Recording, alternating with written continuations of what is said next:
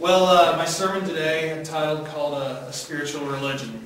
And my text is on Micah chapter 6, verses 6 through 8.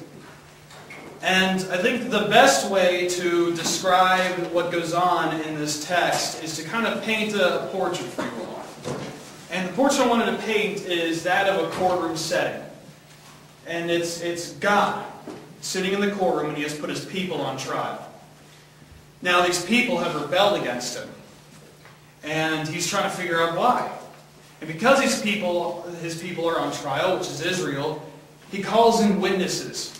But these aren't just any kind of witnesses. These are the kind of witnesses that have never been in a courtroom setting before. He calls in the mountains. And mountains are interesting because they remain constant. They never change.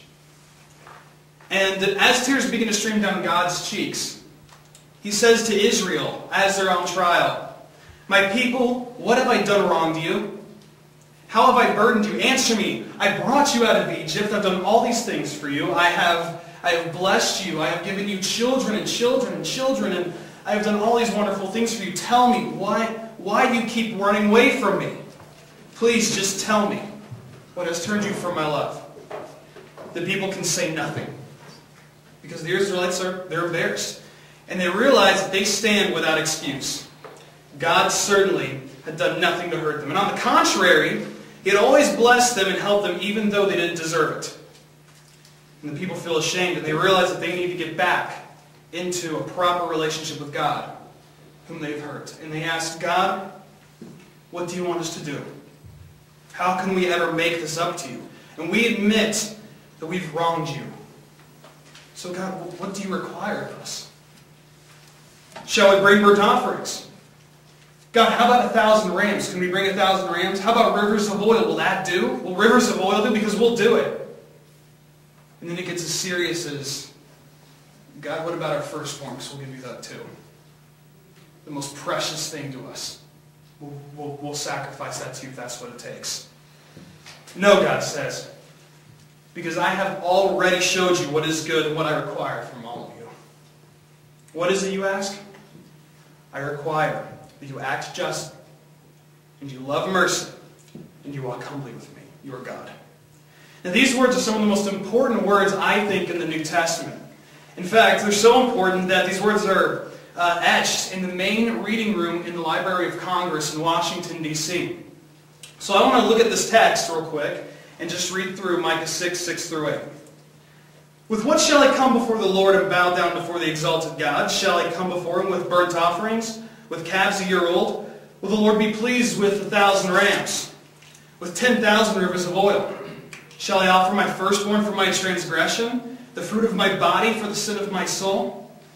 He has showed you, O man, what is good and what the Lord requires of you, to act justly and to love mercy and to walk humbly with your God." And as future leaders of the church, I believe this passage is one that we have to etch into our memories. This passage will be with you if you etch into your memories in the best of times and in some of the worst of times, and it will encourage you. And I think that if we're really going to be leaders in the church, then we need to take the last verse of this passage and boil our lives down to it.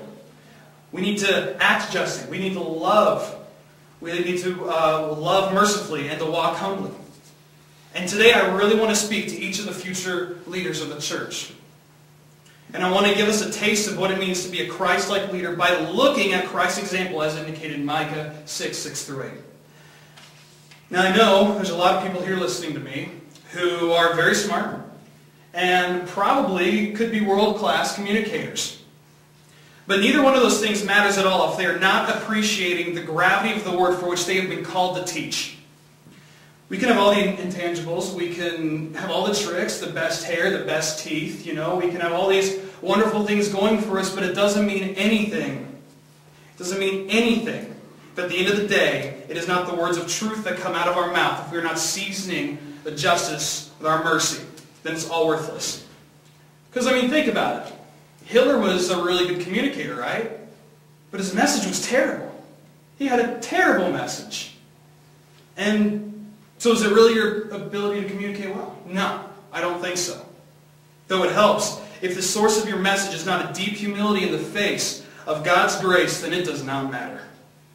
Take a look at what Jesus says to the Pharisees who communicated well but had the wrong message. In Matthew 23:23, Jesus speaks to the Pharisees using some strong words. He says, "Woe to you, teachers of the law and Pharisees, you hypocrites! You give 1/10 of your spices, mint, dill, and cumin, but you've neglected the more important matters of the law, justice, mercy, and faithfulness. You should have practiced the latter without neglecting the former. You blind guides." And the Pharisees had this practice where during times of fasting they would actually wipe dirt and exaggerate their features. And as a way of showing the people how holy they were for fasting. And they would lead the people into thinking that there is only one way to be holy, and that is to live by the letter of the law and make sure everyone knew that you did. So these men who were supposed to be guiding the people to God were actually guiding the people to themselves. So Jesus calls them blind guides. And you don't want to be a blind guide. Trust me. And sadly, we have plenty of blind guides in the church. Just some time ago, I turned on the news to find Westboro Baptist Church, and they were lowering a deceased soldier into a grave with his family surrounding, and Westboro Baptist Church was picketing this funeral, and they kept saying that this soldier's gone to hell and their family's going to hell, all in the name of Christ. I looked at an article the other day, and it was part of the health and wealth gospel. That's pretty big. And the idea that people give everything they have just so God will reward them and bless them.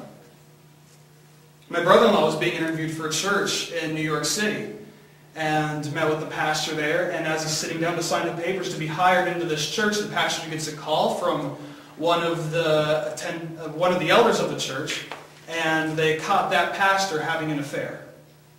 And he ran out and told my brother-in-law, "Sorry, it's off." There are blind guides in the church. And these are just a few of the prime examples of blind guides. You see, they do not walk humbly, they do not live mercifully, and they do not live justly.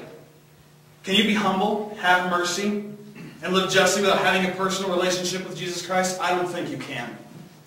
And if we aren't careful in our leadership, it can be so easy to slip in one of the opposite directions from any of those three. So what are the opposites of what Jesus has mentioned? Well, the opposite of humility would be arrogance. And in church leadership, arrogance can make us believe that we all know everything, or that we know everything about God. We're the only ones who know everything about Him, and that we're closer to Him than anyone else. And I've seen this happen firsthand. And if you've gone to Bible college, you've experienced this. Trust me. Everyone who goes to Bible college experiences this. Proverbs 8:13 says, "To fear the Lord is to hate evil." And God continues to say, "I hate pride and arrogance." And when we look at justice, we find that the opposite is corruption. When corruption begins to sneak into a church leader, their motive for working for the kingdom of God changes. Because leadership can be such a position of power, we begin to change God's agenda for our own and use our positions of power for our own personal gain. And this will literally tear the church apart. The glory of the church should be focused on one individual, should be focused on God. And then the opposite of mercy is abuse. And this is sadly the most difficult one for me. Because we see in the news about children who are hurt by a pastor in the church. We see articles on a pastor stolen from the church. We read all about these pastors who have no integrity at all.